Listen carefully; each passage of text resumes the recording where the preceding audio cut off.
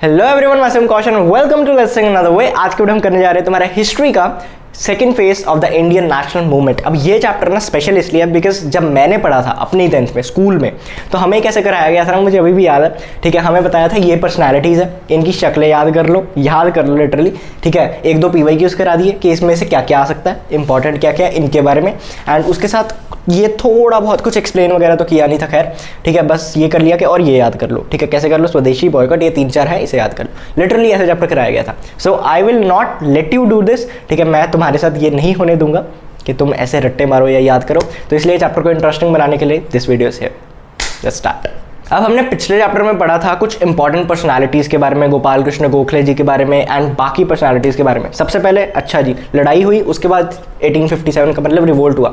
उसके बाद क्या हुआ जी, थोड़ा थोड़ा ऐसे धीरे धीरे कांग्रेस बनने लगी, नेशनलिज्म आई, कांग्रेस बनने लगी। फर्स्ट फेज हुआ प्रेयर, पिटीशन, ठीक है हमें कर दो, क्योंकि तब ज़्यादा सपोर्ट नहीं था, उसमें सिर्फ मास कोई नहीं थी, उसमें सिर्फ लॉयर्स ये वो लोग थे। ठीक है, तो अभी तक ये सब चल रहा है। अभी इंडियन नेशनल मूवमेंट यही है। अब ऐसा नहीं कि इस चैप्टर में आके सब कुछ एकदम से बदल जाएगा, इवेंचुअली चीज़ें होंगी इवेंचुअली।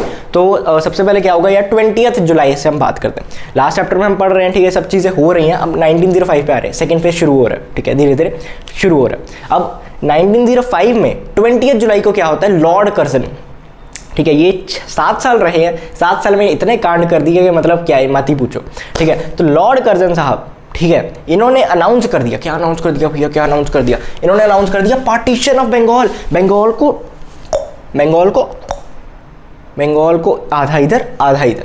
ठीक है, बंगाल को आधा इधर आधा इधर। अब point to be noted here, जो बच्चे कंफ्यूज करते हैं, this is not the Bengal जो हम आज जानते हैं, वो वेस्ट बंगाल है। ठीक है, that is entirely different from the concept of this partition. वो जो बंगाल था, सबसे पहले तो अखंड भारत जिसे हम बोल देते हैं, मतलब कि बांग्लादेश भी उस टाइम पे इंडिया में ही था, पाकिस्तान भी उस टाइम पे इंडिया में ही था, और ऐसे कोई एसेट पॉलिटिकल बाउंड्रीज नहीं थी। ठीक है, कोई स्टेट वगैरह का इतनी पॉलिटिकल नहीं थी। ठीक है, थी स्टेट्स उस टाइम पे भी, बट इतनी नहीं थी, प्रोविंसेस थे बेसिकली। तो बंगाल कंप्राइज्ड ऑफ असम वगैरह की जो स्टेट्स हैं।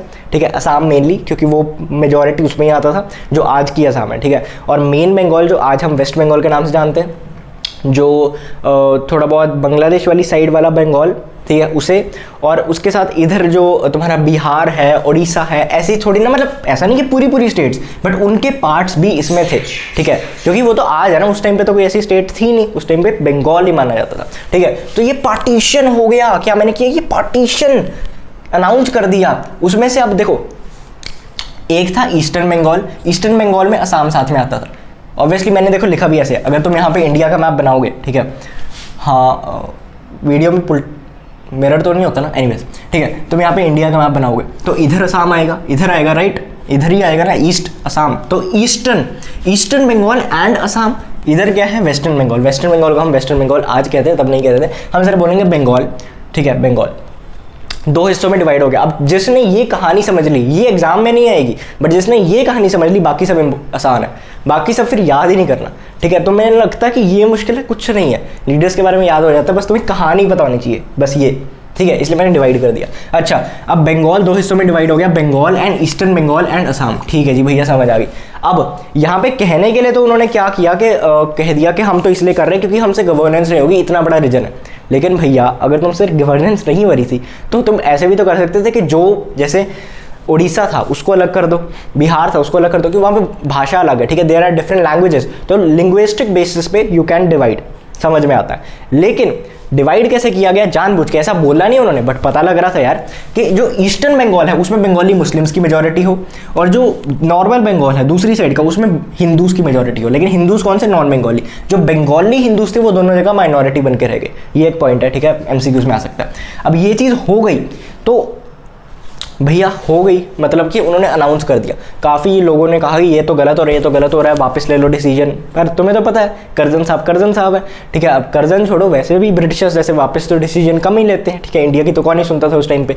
तो इसीलिए पार्टीशन ऑफ बंगाल हो, किसी ने सुना नहीं, तो फिर हम भी यार इकट्ठे आ गए। क्या हुआ कि 7 अगस्त 1905 20 जुलाई को अनाउंस हुआ। उसके बाद उन्होंने देखा 15 दिन, 16 दिन, 17 दिन, फिर उन्होंने शुरू कर दिया। 7 अगस्त 1905 को anti partition movement officially start हो गई बेसिकली। ठीक है, अब ऐसा नहीं था कोई पर्टिकुलर मूवमेंट थी जिसमें 1-2 लीडर्स थे, बड़े बड़े नाम थे, नहीं, सभी लोग में आम मासेस, बंगाल की मासेस साथ में आने लग गई एंड एंटी पार्टीशन मूवमेंट को उन्होंने शुरू कर दिया। अब एंटी पार्टीशन मूवमेंट में क्या क्या हुआ ये वो वैसे ज़्यादा याद करने की जरूरत नहीं है। और साथ में एक और चीज़ होती है, इम्पैक्ट क्या था इसका, ठीक है, इम्पैक्ट क्या पड़ा इसका लॉर्ड कर्जन पे या फिर ब्रिटिश गवर्नमेंट पे या इंडिया पे, बंगाल में। तो देखो यार ये याद भी कर सकते हो तुम, बट मैं तो नहीं करता अपने टाइम पे। सिंपल समझ के देखो, ऑपोजिट इम्पैक्ट, एक चीज याद करनी, opposite impact. Anti partition movement की वजह से जो ये पार्टीशन ऑफ बंगाल करना था उसका ऑपोजिट इम्पैक्ट हो गया भैया। मतलब जो वो चाहते थे ना उसका बिल्कुल उल्टा हुआ। कौन? ये लॉर्ड कर्जन साहब, ये लॉर्ड कर्जन, ब्रिटिशर्स जो उस टाइम पे चाहते थे उसका बिल्कुल तो नहीं, हाँ बट कह सकते हैं ऑपोजिट हो गया। कैसे? This is interesting. Anti partition movement क्यों करना चाहते थे? बंगाल ना उस टाइम पे एक तो कैपिटल था सबसे पहले तो, और बंगाल सिर्फ ऐसा नहीं कि देश का कैपिटल था, it was also the capital of nationalism. वहाँ पे एजुकेशन थोड़ी ज़्यादा स्प्रेड हो रही थी, वहाँ पे लोग ज़्यादा नेशनलिस्टिक थे, वहाँ से लीडर्स ज़्यादा उभर के आ रहे थे, ठीक है, बंगाल वाली साइड से, उस साइड से। तो यहाँ पे क्या हो रहा हो, यहाँ पे वो चाहते थे कि नेशनलिज्म बढ़ जाए, ये आधा आधा हो जाए, तो ये चाहते थे कि नेशनलिज्म आधी आधी बढ़ जाए।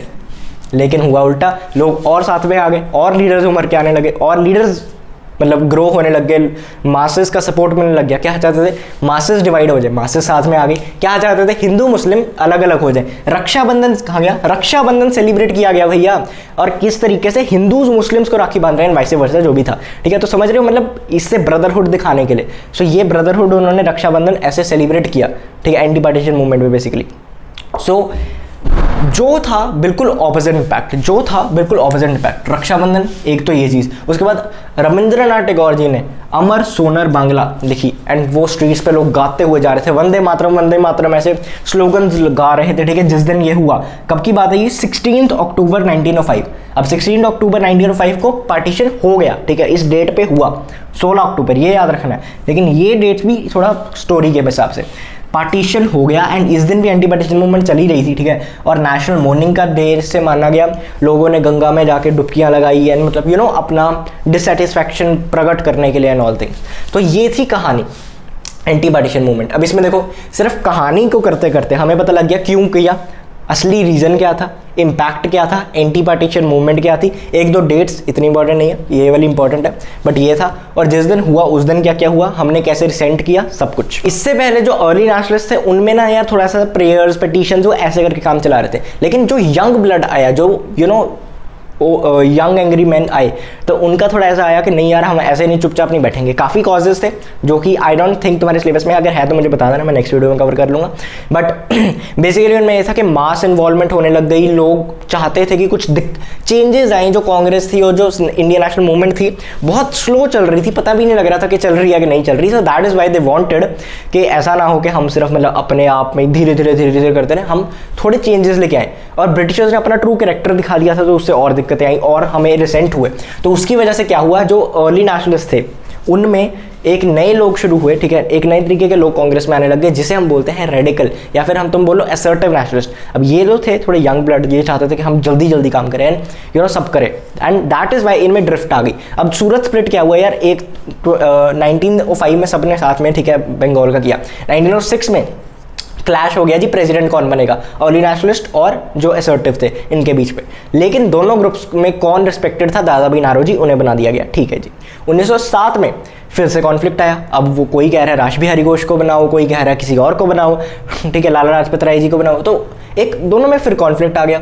तो इसकी वजह से अब ज़्यादा तो मेजॉरिटी तो अर्ली नेशनलिस्ट थे ना, उन्होंने बनाई थी कांग्रेस, तो फिर उन्होंने रिटेन कर ली, एंड जो सर्टेन नेशनलिस्ट थे उन्हें बाहर निकाल दिया गया, कांग्रेस से निकाल दिया गया basically. So this was the Surat split of 1907 sorry, ठीक है। तो ये सब चीज़ें हो रही थी, दरार धीरे धीरे पहले से ही काफ़ी डिफरेंसेस आ रहे थे, लेकिन पार्टीशन की वजह से और एक दो चीज़ें की वजह से दादा भाई नारोजी ने 1 साल संभाल लिया, और ऐसी दिक्कत चीज़ें करके चल रहा था। लेकिन बाकी सब ठीक, बस चल रहा है, ठीक है, मतलब कुछ ऐसा ज़्यादा नहीं था।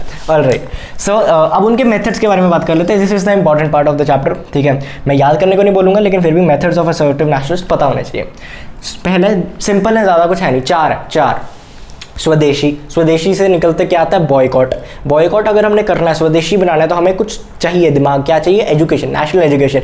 और नेशनल एजुकेशन वगैरह कर रहे हैं तो हमें कुछ अलग मेथड्स चाहिए, क्योंकि असर्टिव नेशनलिस्ट ऐसा तो है नहीं कि मतलब बिल्कुल चुप बैठेंगे, तो पैसिव रेसिस्टेंस भी करेंगे हम, क्योंकि ब्रिटिशर्स तो हमारे अगेंस्ट है, तो रेसिस्टेंस तो चाहिए, ठीक है। तो बस यही 4 चीज़ें, स्वदेशी, कुछ भी लिख सकते हो बीच में कि हम खुद का बनाए, हम घर का बनाए, लेकिन इंग्लिश में तो मैं लाइन बता देता हूँ, producing necessary items in one's own country, producing necessary items in one's own country, basically ये सीन है, producing necessary items in one's own country, स्वदेशी। उसके बाद बॉयकॉट, बॉयकॉट क्या है, ब्रिटिश गुड्स का करना। अब अपने बनाओगे तो ब्रिटिश गुड्स का भी बॉयकॉट करना पड़ेगा ना, लिख सकते हो कि different sides of the same coin and ये वो चीज़ें तुम इन दोनों में बना सकते हो, ठीक है। मोर एम्प्लॉयमेंट टू इंडियंस, ये भी पॉइंट बन सकता है कि हाँ जी इंडिया में ज़्यादा एम्प्लॉयमेंट होगी, जो वेले बैठे हैं उनको अब खुद का बनाएंगे, बाहर से नहीं लेंगे तो खुद का बनाएंगे, तो खुद का बनाने के लिए लोग भी तो चाहिए ना, तो ऑब्वियसली एम्प्लॉयमेंट जनरेट होगी, एम्प्लॉयमेंट जनरेट होगी तो उससे एक और चीज़ होगी, बताओ, पैसा भी इंडिया में रहेगा, बाहर नहीं जाएगा, तो काफ़ी फायदे हैं, कुछ भी लिख सकते हो, ठीक है। स्वदेशी और बॉयकॉट ये तुम्हारी इमेजिनेशन है, कैसे भी बना दो। Passive resistance, yes important, passive resistance क्या दिखाता है, इसमें 3 चीज़ें लिखनी है, रिवाइवलिज्म, पर्सनल सैक्रिफाइस, मास इन्वॉल्वमेंट। पैसिव रेसिस्टेंस में रिवाइवलिज्म, पर्सनल सैक्रिफाइस, मास इन्वॉल्वमेंट, 3 बस ये पॉइंट बना दो, 3 पॉइंट बना दो। रिवाइवलिज्म में क्या कि पुराने जो कल्चर था उसे रिवाइव किया गया नेशनल लीडर्स के द्वारा। अब हम इसमें भी पढ़ेंगे कि कैसे बाल गंगाधर तिलक जी ने रिवाइव किया गणपति फेस्टिवल को, ठीक है, गणपति जी का जैसे पूरा फेस्टिवल मनाया जाता था, महाराष्ट्र के थे वो, तो महाराष्ट्र में ऑब्वियसली ज़्यादा है ना गणपति जी का, एंड वहाँ पे वो मनाने लग गए, एंड साथ में जो शिवाजी महाराज थे उनकी जो पूरी ग्लोरी थी, हिस्ट्री, उसे लोग को याद दिलाने लग गया, शिवाजी फेस्टिवल मनाने लग गए, एंड ये देखो गणपति एंड शिवाजी फेस्टिवल, वैसे हम यहाँ पे भी पढ़ेंगे, बट वो आने लग गया, उसे रिवाइवलिज्म बोलेंगे। अब तुम कहोगे भैया ये सेम है कुछ, ये भी तो वही असर्टिव नेशनलिस्ट है, जो ये चीज़ें है ना बस यही इनमें लिखनी है, बस थोड़ी ये ना स्पेसिफिक करके लिखनी होती है, बस बाकी कुछ नहीं है। रिवाइवलिज्म, उसके बाद पर्सनल सैक्रिफाइसेस, कि इन्होंने पर्सनल सैक्रिफाइसेस काफ़ी दिए, ठीक है, सबने दिए, बट अभी हमने जो पढ़ा लाला लाजपत राय जी ने साइमन कमीशन के दौरान जब ये लड़ रहे थे, ठीक है, प्रोटेस्ट कर रहे थे, लड़ रहे not in physical sense but protest कर रहे थे, एंड वहाँ पे लाठीचार्ज किया पुलिस ने, एंड उनके काफ़ी ब्लोज लगी, and after some time due to very heavy injuries he died, ठीक है, तो वो एक काफ़ी दिक्कत आई। तो पर्सनल सैक्रिफाइस के बारे में तुम लिख सकते हो, और मास इन्वॉल्वमेंट बारे में इतना लंबा नहीं लिखना, 1-2 लाइनें बहुत है। मास इन्वॉल्वमेंट के बारे में लिख सकते हो कि भैया इससे पहले मास इन्वॉल्वमेंट थी नहीं, लॉयर्स वगैरह जो मैं बता रहा था, पढ़े लिखे लोग ही थे इंडियन नेशनल मूवमेंट में, लेकिन पार्टीशन ऑफ बंगाल की वजह से, असर्टिव नेशनलिस्ट की वजह से ज़्यादा मासेस आने लगी। हम यहाँ पे भी पढ़ेंगे, ठीक है, फोररनर ऑफ गांधी जी में कि कैसे तिलक जी ने मासेस को इन्वॉल्व किया, ठीक है, तो बेसिकली ये सब चीज़ें। तो नेशनल एजुकेशन, उसके बाद कि नेशनल एजुकेशन सब ने स्प्रेड करी, जितने भी थे इन सबका एक बहुत बड़ा ऑब्जेक्टिव था, बहुत बड़ा मेथड इन्होंने यूज़ किया नेशनल एजुकेशन को स्प्रेड करना। ऐसा नहीं सिर्फ पढ़ो, बड़े लोगों को, बच्चों को नहीं सिर्फ, बच्चों को पढ़ाओ, पर बड़े लोगों को भी एजुकेट करो कि इंडियंस कैसे चीज़ें कर सकते हैं, बाहर के थॉट्स लेके आओ, एंड डिफरेंट चीज़ें करो। This was your the crux of the story. This was the methods. Let us know more about our eminent personalities of the country, of the freedom struggle, of the second phase of the Indian national movement. 3 है syllabus में। सबसे पहले बाल गंगाधर तिलक जी के बारे में पढ़ेंगे। So he was the father of assertive nationalism, ठीक है, तो एक MCQ आ सकता है, फादर ऑफ असर्टिव नेशनलिज्म कौन, बाल गंगाधर तिलक जी। सबसे पहले हम इनके बारे में पढ़ रहे थे, सिंपल फादर, सब याद रखने में आसान है, ठीक है। So Bal Gangadhar Tilak, father of assertive nationalism, and इन्होंने यार डेक्कन एजुकेशन सोसाइटी भी बनाई थी, मतलब कंट्रीब्यूट किया था उसमें, काफ़ी पार्ट लिया था काफ़ी, अंडर जस्टिस रणोदय। एंड पिछले चैप्टर में भी हमने पढ़ा था कौन सा लीडर था, अच्छा, who was influenced by justice Ranade, last chapter के, you will let me know, ठीक है, in the comment box below. और उसके बाद हम वैसे तो यार कोई 2 कॉन्ट्रीब्यूशन है, बट हम 3 पढ़ रहे हैं, जो भी एग्जाम में दिमाग में रहा वो लिख देना, ठीक है। सबसे पहले तो demand for Swaraj, demand for Swaraj. अब डिमांड फॉर स्वराज में क्या क्या लिख सकते हो, सबसे पहले तो Swaraj is my birth right and I shall have it, ठीक है। मेरे बोलने में मुझे गूज़बम्स आ गए, वैसे मैं कोई बहुत बड़ी एक्टर नहीं हूँ, बट सोचो उन्होंने जब असली में बोला होगा, जब असली में फ्रीडम स्ट्रगल चल रही होगी, तब तो आ ही गया होगा, तो बहुत बड़ा कॉन्ट्रीब्यूशन, ठीक है। बर्थ राइट वाला जो कोट था तुम ये ऐड करो, मज़ा आएगा, ठीक है, वट पड़ता है आंसर में। उसके बाद क्या है, क्लोज विद मासेस, ये मासेस के साथ काफ़ी क्लोज थे, हमने यहाँ पे पढ़ा ना क्या हो रहा है, यहाँ पे मास इन्वॉल्वमेंट हो रही है, वो किसने करी, बाल गंगाधर तिलक जी ने। फादर क्यों बोलते हैं, क्योंकि ये सब चीज़ें सबसे पहले उन्होंने करी, राइट। सो उसके बाद क्या है, क्लोज विद मासेस, मासेस के साथ काफ़ी क्लोज थे, ठीक है। तो डिमांड फॉर स्वराज में लिख सकते हो कि मासेस के साथ क्लोज थे, उनका इन्वॉल्वमेंट किया, अखाड़ाज और लाठी क्लब्स को इंट्रोड्यूस किया इंडिया में, मतलब बहुत प्रोपेगेट किया। अब कैसे, क्योंकि उनका मानना ऐसा था यार कि एक तो है कि तुम दिमाग से काफ़ी स्ट्रॉन्ग हो वगैरह, लेकिन फिजिकली भी तुम्हें स्ट्रॉन्ग होना चाहिए, अगर कभी लड़ना पड़ जाए, अगर कभी लाइक ज़रूरत पड़ जाए, ठीक है, टू फाइट, तो you should have the strength. तो अखाड़ाज और लाठी क्लब्स, मुझे भी जिम शुरू करना चाहिए, राइट, करते हैं, क्या करते हैं, ठीक है। तो ये सब चीज़ें बेसिकली थी। उसके बाद प्रीच नेशनलिज्म, नेशनलिज्म को प्रीच किया उन्होंने। हमने यहाँ पे क्या नेशनल एजुकेशन के बारे में बात करी थी, ठीक है जी। नेशनलिज्म को इन्होंने प्रीच किया, कैसे किया? अच्छा यहाँ पे revivalism point, revivalism Ganpati and Shivaji festival, ठीक है। नेशनलिज्म को कैसे प्रीच किया? पुराने कल्चर को वापस ले आकर, ठीक है, पुराने कल्चर को गणपति जी और शिवाजी फेस्टिवल को वापस लेके आकर, ठीक है, ये मनाने लग गए। उसके बाद केसरी, एक दो न्यूज़पेपर होते हैं, ठीक है, एक केसरी मराठी न्यूज़पेपर और महारट्टा। अब ये मराठी वगैरह याद करने की जरूरत नहीं है, मैं तो वैसे तुम्हें बस लिख दिया, बस केसरी और मलरट्टा, ठीक है, महारट्टा सॉरी। तो ये एक दो न्यूज़पेपर से जो इन्होंने स्टार्ट किए, ठीक है। उसके बाद इस्टेब्लिश्ड होम रूल लीग। अब ये कैसे? सबसे पहले तो 1916 में इस्टेब्लिश करी, इसके बारे में दो चीज़ें लिख लो। 1916 में इस्टेब्लिश करी और सेल्फ गवर्नमेंट, इसका गोल क्या था, ऑब्जेक्टिव क्या था? To get self government within British empire. Self government within British empire चाहते थे ये, self government within British empire, समझ रहे हो? मतलब उनके अंडर ही, बट अभी वहाँ तक पहुँचे। अभी वो नहीं पहुँचे कि पूरा हमें स्वराज दे दो, पूरा एग्जैक्ट स्वराज, वहाँ तक नहीं भी पहुँचे, ठीक है। अभी तक इंडियन नेशनल मूवमेंट यहाँ पे है। उसके बाद बिपिन चंद्र पाल जी आते हैं, इनको बोलते हैं father of revolutionary thought in India. Father of assertive nationalism कौन है? बाल गंगाधर तिलक। और father of revolutionary thought in India कौन है? बिपिन चंद्र पाल, बाल पाल लाल, ठीक है, ट्रायो। अब बिपिन चंद्र पाल जी के बारे में father of revolutionary thought in India, ये तो चीज़ हो गई सिंपल सी, बट उसके अलावा भी 3 पॉइंट्स है, कुछ बहुत वो नहीं है कि भैया याद ही नहीं होंगे, सिंपल है। सबसे पहले तो जर्नलिस्ट थे, तो जर्नलिस्ट और बिपिन चंद्र पाल जी थोड़े ना लाइक ये कहा है सिलहट से आएंगे, राइट। सो सिलहट जो अब बांग्लादेश पे, मतलब वही उस साइड पे तुम लगा लो, बंगाल वाली साइड, मैंने कहा वहाँ से बहुत लीडर्स निकलेंगे इस टाइम पे। तो 3 चीज़ें हैं, ठीक है। जो थर्ड वाला है वो सबसे आसान है याद करना, ठीक है। मैंने कहा क्लीशेड एक वर्जन बना लो, क्लीशेड वर्जन दिमाग में फोटो बना लो, क्लीशेड कैसे होते हैं वहाँ पे, कैसे होते हैं, ठीक है। मैं देखो यहाँ पे कोई कंट्रोवर्सी नहीं है, मैं ये नहीं मान रहा कि वैसे ही होते हैं, बट मेरे दिमाग में ऐसे इमेज बना के याद होता था, ठीक है, याद करना ही नहीं पड़ता था। So role as a journalist में उन्होंने क्या किया? सबसे पहले तो बंगाल पब्लिक ओपिनियन। अब जर्नलिस्ट थे तो ऑब्वियसली अखबारें और मैगजीन स्टार्ट करेंगे, तो 1-2 बस होती है, ठीक है। या फिर ये याद नहीं भी करनी तो एक सिंपल सी है, ठीक है, ट्रिब्यून मेजॉरिटी में आ जाएगी, ठीक है। तो ट्रिब्यून न्यू इंडिया यहाँ पे लिख दो, Tribune new India newspaper start करी, बंगाल पब्लिक ओपिनियन स्टार्ट किया। और टेस्टिमनी, ये एक इंपॉर्टेंट पॉइंट है, ठीक, मज़ेदार पॉइंट है। टेस्टिमनी अगेंस्ट अरविंद घोष, ठीक है, इनको देने के लिए कहा था, लेकिन उन्होंने मना कर दिया और खुद जेल में चले गई उसकी वजह से। अगर टेस्टिमनी दे देते तो इनको कुछ नहीं होता, he was like free man, लेकिन उनको बचाने के लिए इन्होंने नहीं दी टेस्टिमनी एंड खुद जेल में गए, समझ रहे हो? तो दैट्स अ बिग थिंग। उसके बाद नेशनल एजुकेशन को इन्होंने काफ़ी प्रोपेगेट किया, ठीक है। इसके बारे में तुम जो यहाँ पे लिखा था वही यहाँ पे लिख सकते हो कि नेशनल एजुकेशन। मैं कुछ ज़्यादा तुम्हें दिमाग में ओवरलोड नहीं करना चाहता। उसके बाद सोशल एंड इकोनॉमिक रिफॉर्म्स, इसमें भी तुम मेजॉरिटी चीज़ें लिख सकते हो, ठीक है। मैं बिना देख लाइक सिंपल सा क्या क्या हो सकता है। सबसे पहले तो जो वर्किंग कंडीशन है उसे ठीक करो वर्कर्स की। उसके बाद रिच को ज़्यादा टैक्स करो एंड पुअर को कम टैक्स करो, ठीक है। टैक्स का डिफरेंस आ गया। उसके बाद 42 आवर वर्क वीक, मेरे हिसाब से देख 48 आवर्स वर्क वीक इन्होंने डिमांड करी। 48 आवर्स मतलब अगर तुम लगाओ, अगर एक दिन की छुट्टी मान के चले तो 6 दिन, तो 48 वही हो गया 8 आवर्स डे। अब तुम्हें लगेगा ये तो कॉमन है, 8 घंटे ही होता है नॉर्मली, लेकिन उस टाइम पे नहीं, 12-12 घंटे काम कराया जाता था, उससे भी ज़्यादा कराया जाता था। तो you know that was a big thing at that time. तो टैक्सेस रिच को ज़्यादा करो, पुअर को कम करो, एंड उस वहाँ पे थोड़ा मॉडर्न सोचो, ठीक है। रेवोल्यूशनरी उस टाइम पे जो चीज़ें आम होती थी उसके खिलाफ रेवोल्यूशनरी थॉट। कास्ट सिस्टम को मना कर दिया, रिजेक्ट कर दिया, ये तो गलत है, ठीक है। विडो रीमैरिज को प्रोपेगेट किया, मतलब नहीं काटा नहीं, प्रोपेगेट किया सर, ठीक है। सो उन्होंने कहा कि विडो रीमैरिज होनी चाहिए, इट शुड बी नॉर्मलाइज्ड, ठीक है। बेसिकली लीगलाइज तो चलो क्या, नॉर्मलाइज्ड, तो ये चीज़ होनी चाहिए।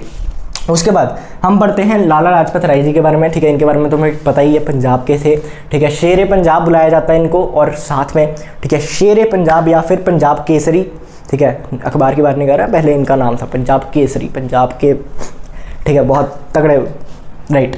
और शेरे पंजाब तो पता ही है हमें। उसके बाद इनके बारे में भी 3 चीज़ें। सबसे पहले तो एजुकेशनलिस्ट और फोर्सफुल राइटर। अब तुम कहोगे भैया सारे ही है, तो मतलब लाइक नेशनलिज्म था, एक में जर्नलिज्म था, एक में फोर्सफुल राइटर था। तो उस टाइम पे कैसे कन्वे करोगे, उस टाइम पे लोगों के साथ कैसे कन्वर्ट करोगे चीज़ें, वो न्यूज़पेपर वगैरह के, तब कोई सोशल मीडिया तो था नहीं कि हाँ मैं आज हे गाइस आज मैं आपको पढ़ाऊंगा, ठीक है, second phase of the Indian national movement, ठीक है, मेरी तरह। तब तो ये सब कर नहीं सकते थे, तब तो तुम्हें यही सब करना पड़ेगा, राइट। सो ये एक चीज़ थी, ठीक है। यंग इंडिया मैगजीन यूएसए में जाके लिखी, यंग इंडिया, ये इंपॉर्टेंट पॉइंट है। यूएसए में लिखी गई मैगजीन थी वीकली, जिसमें हम बताते थे इंडिया के ग्रीवेंसेस वगैरह। किसे बताते थे? यूएसए के लोगों को ऑब्वियसली। और इंपॉर्टेंट पॉइंट, कौन? लाला लाजपत राय जी, बाहर जाके, ठीक है। तो एक ही चीज़ थी। उसके बाद पंजाबी वंदे मातरम पीपल, ऐसे न्यूज़पेपर्स इन्होंने स्टार्ट किए। सिंपल सिंपल नाम है बस, पंजाबी पीपल वंदे मातरम, ठीक है। उसके बाद सोशल रिफॉर्मर थे। क्या थे? सोशल रिफॉर्मर थे। क्या क्या किया इन्होंने सोशल रिफॉर्मर? सबसे पहले तो आर्य समाज मूवमेंट के बारे में थोड़ा बहुत अगर लिख सकते हो, बाकी या तो इतना लिख देना he was part of the Arya Samaj movement, and उसके साथ डीएवी कॉलेज वाला ऐड कर देना कि he took an important part, he was an important part in the establishment of DAV college Lahore, ठीक है। डीएवी कॉलेज लाहौर 1886, वैसे डेट याद करने की जरूरत नहीं है, अभी दिमाग खपेगा, ठीक है। तो basically this was all of your, and मैं तुम्हें बता चुका हूँ हाउ लाला लाजपत राय जी डाइड, ठीक है। वो कैसे शहीद हुए, लाठी ब्लोज एंड वो सब चीज़ों की वजह से। उसके बाद एक चीज़ जो रह गई, Bal Gangadhar Tilak ji was the forerunner of Gandhi ji. Forerunner of Gandhi ji मतलब कि जो जो चीज़ें गांधी जी ने आके करी उन्होंने उनसे पहले ही स्टार्ट कर दी थी, ठीक है। बेसिकली ऐसा नहीं है कि कॉपीराइट वॉपीराइट पड़ जाएगा, बट बेसिकली उन्होंने पहले ही ये सब चीज़ें स्टार्ट कर दी। जब कैसे गांधी जी को दिमाग में लेते हो, हम क्या पढ़ते हैं उनके बारे में कि वो आम थे, ठीक है, मासेस के साथ इन्वॉल्व थे, ठीक है जी। मासेस कहाँ लिखा है? यहाँ पे मैंने लिखा था, हाँ, क्लोज विद मासेस, पहले ही कर चुके हैं। उसके बाद दिमाग में क्या आता है? अच्छा जी, इंडिया के कल्चर को प्रोपेगेट कर। यहाँ पे गणपति एंड शिवाजी फेस्टिवल उन्होंने पहले ही प्रोपेगेट किया, ठीक है, पहले ही स्टार्ट कर दिया। उसके बाद मतलब बेसिकली ये चीज़ें थी, बिल्कुल सिमिलर नहीं था कि हाँ जी हम तो लाइक अहिंसा करेंगे या पूरा वो करेंगे, बिल्कुल सेम नहीं, but he certainly did some things जो कि पहले करी गई, हाँ। So yeah, this was all your chapter. I hope you guys get an outlook of the chapter and तुम्हें वीडियो देखने के बाद लाइक मज़ा आ गया होगा, ठीक है। चैप्टर ज़्यादा पढ़ने की ज़रूरत है नहीं, वीडियो को देखो। कोई दिक्कतें हैं मुझे कमेंट में बताओ, ठीक है। अभी तो यार साल स्टार्ट हुआ है, जब साल एंडिंग की तरफ आएगा ना, तुम्हारे बोर्ड वगैरह आ रहे होंगे, तब देखना कंटेंट आता है कितना जल्दी। अभी ड्यू टू सम रीजन पहले नहीं आ पाया, but it will be consistent from now on. So ya, this was our video. I hope you like it, and if you like it, share it with a friend. Yep, that's it. See you in the next one.